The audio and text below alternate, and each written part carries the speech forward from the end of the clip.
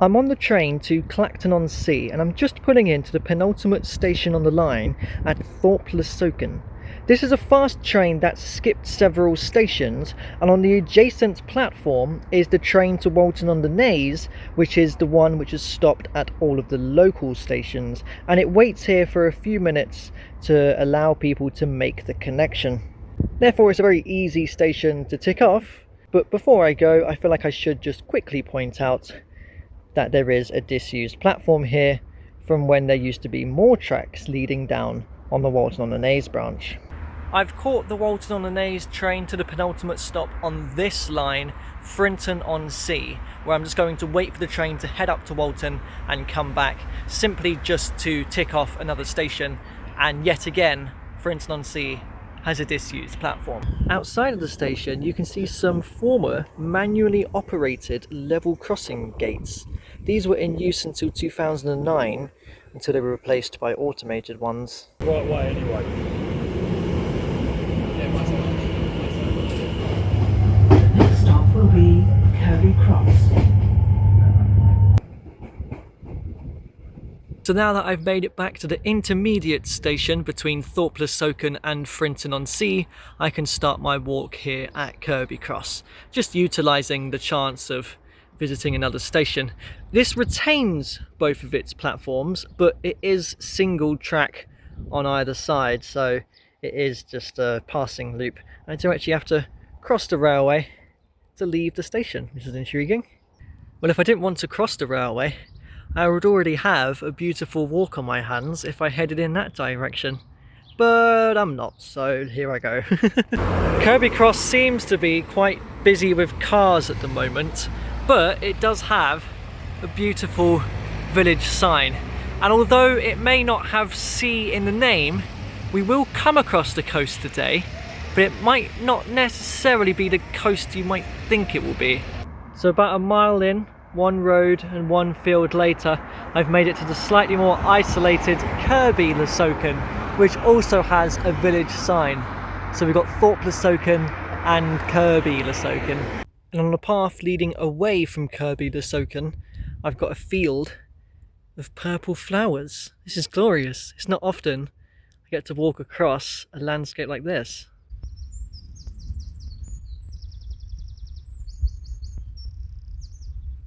And that path has led me straight down to the coast.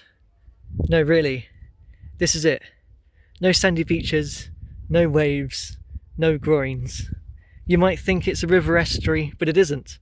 This is just how the coast is along here.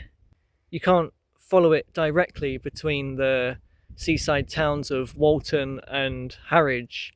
There's a big gap, but it's beautiful. Although it's not a river estuary, it sort of is, and estuary walks are some of my favourites. So I read a great fact on one of the information boards back at the station that said out of all of the English counties, Essex has the most coastline, probably because of all this. In fact, there's loads of river estuaries along this stretch of coastline. In total, there's about 350 miles, which is insane.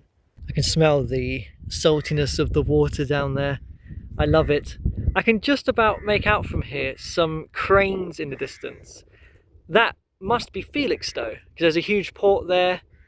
That's separated by Harwich by a river estuary.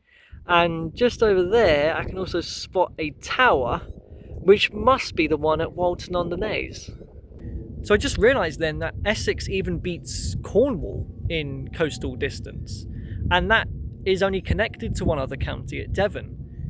Juts out right at the bottom of the country in the southwest direction.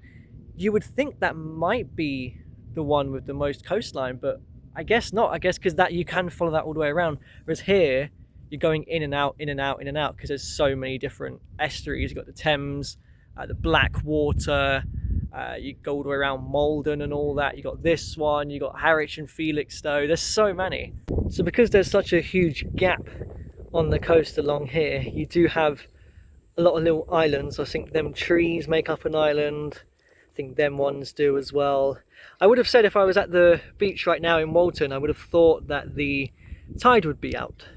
But there is actually quite a bit of water here. Oh, there's even someone on a boat down there. Sound really does carry out here.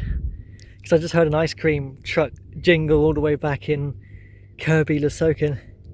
I saw this car as I was approaching. I was wondering how on earth did that get here, but it does look like there's a little trail, and this is an access point to a little jetty, so they probably parked up and got in a boat.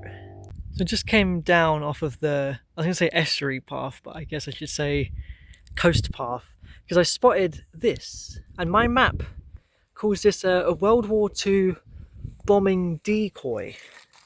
What does it mean by that? Is this a decoy bunker because we're in the middle of nowhere? They're like, hey, bomb here. Wait, I can go in. There's spider webs crossing the door. Thing is, if I go in, this is going to close on me and it's going to be pitch black. Hey, I'll use my bag to wedge the door open. Whoa, hang on. What?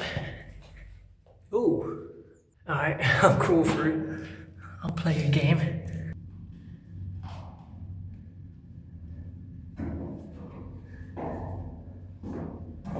Right, so I guess I can climb up on top of this bunker then.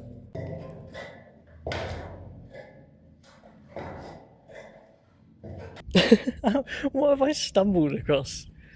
It just brings me up to fantastic viewing points. I don't even know what this is. Is this where I came in?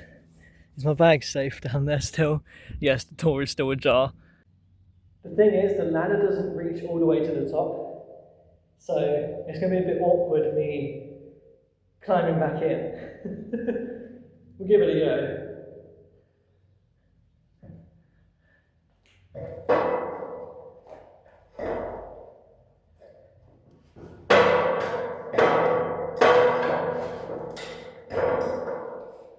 Doesn't help that it moves slightly. It's nice and cool in the bunker. It's so much more warm out here. Don't really have any shade. No footpath. And yet there's little bridges across the creeks here.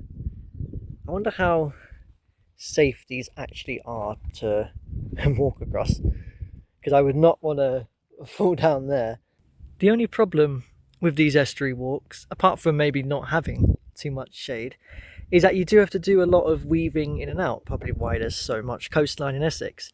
Because I want to be where them trees are over there, but I have to head all the way inwards and then all the way back around. It just adds up a lot of time and distance. Oh, hello. When did you join me? Oh, hang on. Oh, your friend just disappeared. Can't come with me the whole walk. All of a sudden, the walk took a different turn. Came across Landermere Wharf. There's a neat little row of cottages here. Kind of wasn't expecting to see anything for this part of the walk. No settlements at all. So I've pretty much come on right up until the very end of the estuary now in a place called Bowmont Quay. And there used to be a 1 kilometre stretch of canal which was built in 1832 known as the Bowmont Cut, but it fell into disuse in the 1930s. But I think you can pretty clearly see the course of where it used to run out towards one of the islands I pointed out earlier on. I actually noticed on the map one of them islands does actually have a runway, surprisingly. This canal opened a year after they demolished Old London Bridge, and some of the stones was used to construct the canal here. So this is a little bit of Old London tucked into the Essex countryside. Oh, I wonder if this is it. I wonder if this is the stones from Old London Bridge. I presume the canal was built down here so boats can still access this area during low tide, because it would have been quite difficult to have reached. I've also heard there's a lime kiln around here. I mean, there's that building, but I can't quite spot it yet. Aha! It's tucked behind this building. Wow. Oh, there's an information board. What does it say? The 19th century lime kiln. Only complete Victorian lime kiln surviving in Essex. Oh, that's a fun fact. There's so many spider webs here. I just wanted to get a shot in of the Limekil. Some great little discoveries there, right at the end of the estuary stretch of the walk. I keep saying the estuary stretch, it's not an estuary, but you know what I mean. So for the rest of this walk, it's pretty much just going to be fields and villages. It's so hot, by the way. My mouth has been dry the whole walk so far. I've just had half a slice of sandwich and it just soaks up all the moisture in your mouth, so it was a struggle to eat. This walk's very much reminding me of one I did last year out on the Tendring Peninsula. That's another Essex estuary, by the way, the River Crouch out there on the Tendring Peninsula. I think in the thumbnail I wrote "alone on the coast." It's true for this one as well. I've not seen a single person walking so far. It's because it's so hot. Why would you want to? But we're about halfway, about 6 miles in. It's coming up to 4 o'clock. And this is where I feel like the sun is at its hottest. I commonly use the phrase 4 o'clock sun because I feel like it's been out long enough that its heat is so intense now. And even on a cloudy day, it always just feels like the sun comes out around 4 o'clock no matter what. That's why I'm taking shelter with this tree here to record this clip. So my map tells me that there is a path ahead of me here, and it does look like there is, but from people who've done this before, because I can see heat signatures, they've gone the longer route around, so they're not bothered to go up and down this ditch. I mean, I will. Ah, okay, that was silly. I slipped. I just hope now that there's going to be a way out on the other side. Oh. Well, they just walked across and is now guarding the field. Do you want me to go the long way round? Right, well he definitely doesn't want me coming in. Alright, fine, I'll go long way round. So I was meant to cross right over this field. Don't quite see a way of doing that, so maybe that's why people go around this way. But I'm back en route now. I'm heading in this direction. I was hoping I might be on that side so I can get shade from the trees, but nope. It's quite mad looking back from here. Oh, actually, I can see the horses down there. Because you would think from here I'd see the estuary, but I don't. It narrowed really quick when it got to that canal section. Now there's no view of it.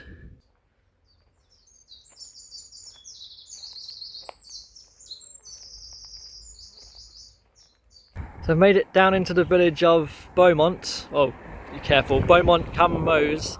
It's another village sign. It's starting to become a theme on today's walk. And I can see a sign for my next village, Tendring, 3 miles away. I hope my water lasts until then.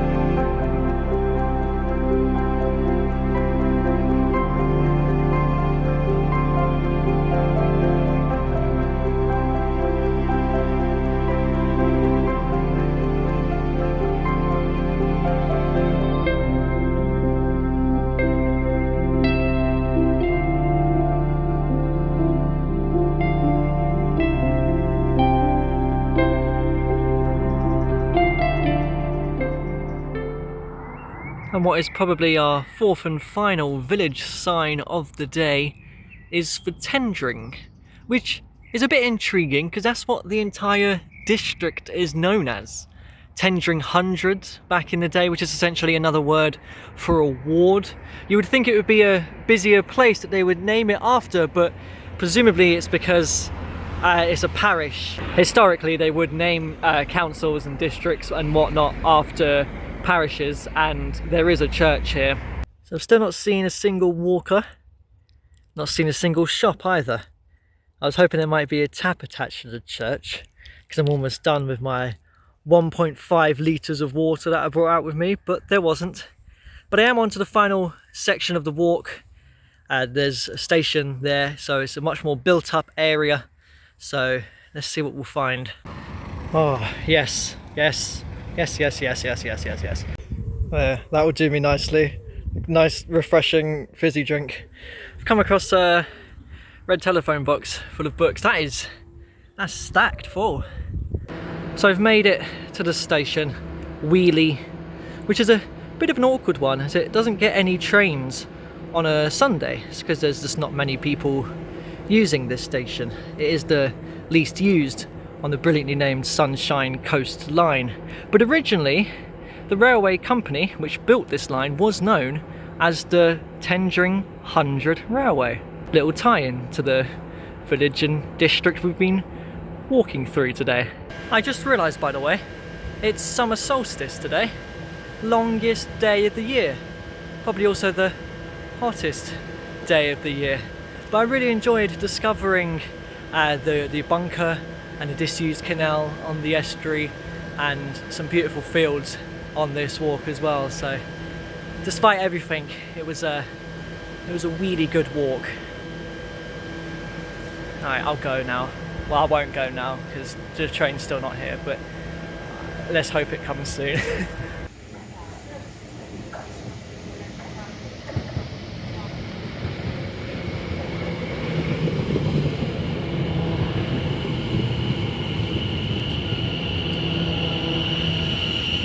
So this is rather quite fun, and my train has stopped at a station which is not yet open, Weeley Park. It should be within the next year. We were just stopping to let a fast train pass by on the other track. I'll have to come back here one day, won't I?